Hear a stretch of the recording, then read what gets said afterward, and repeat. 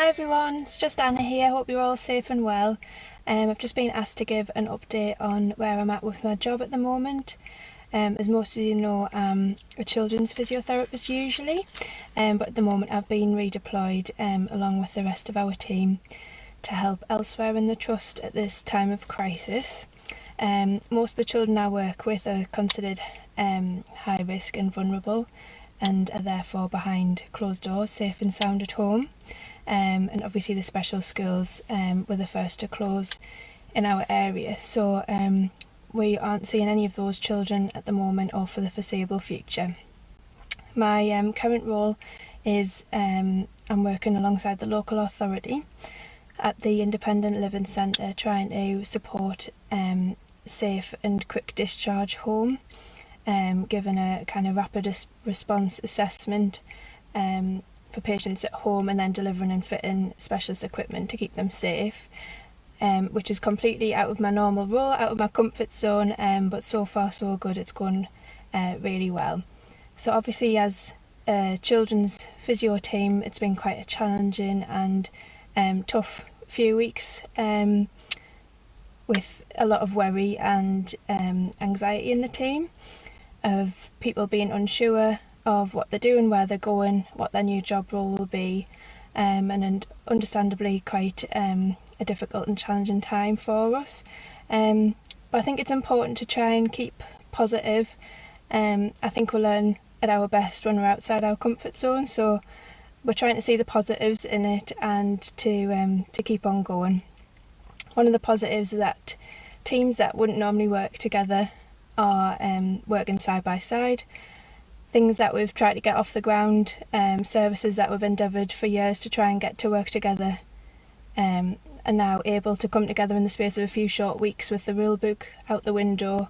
All red tape is gone, legislation is out the window, and we're just trying to do our best to pull together and get things as safe as possible for our patients. So there are lots of positives to come out of this, I think, and I think things will change for the better in the future, and I think we'll come out of this in a stronger position. I think from a personal point of view, I'm trying to find a couple of minutes every day, 5 minutes every day, just to stop and think in the middle of the day and just take time out, either to pray or to read my Bible. One thing I do usually carry with me at all times at work is my Gideon Bible, which I've got here, which I find really helpful.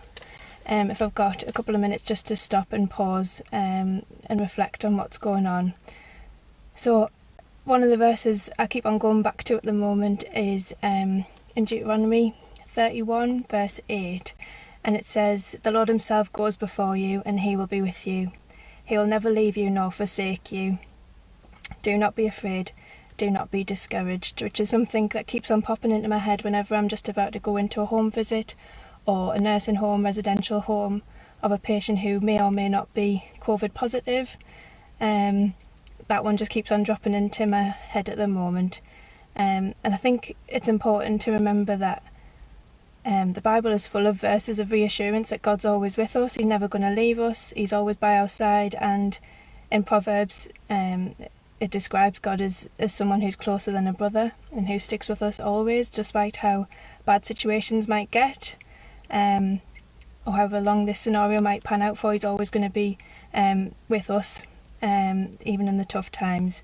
One verse that I always find handy in my Gideon Bible here is Philippians 4:13, which says, "I can do everything through him who gives me strength," which is just a fantastic verse to memorise and have it to hand at all times. I think especially in this situation, is that we're going to get through this with God's strength, and we'll pull together and it's going to be fine. Okay, so keep praying, stay safe, stay home, and hopefully it won't be too long before we're all back together again. Okay.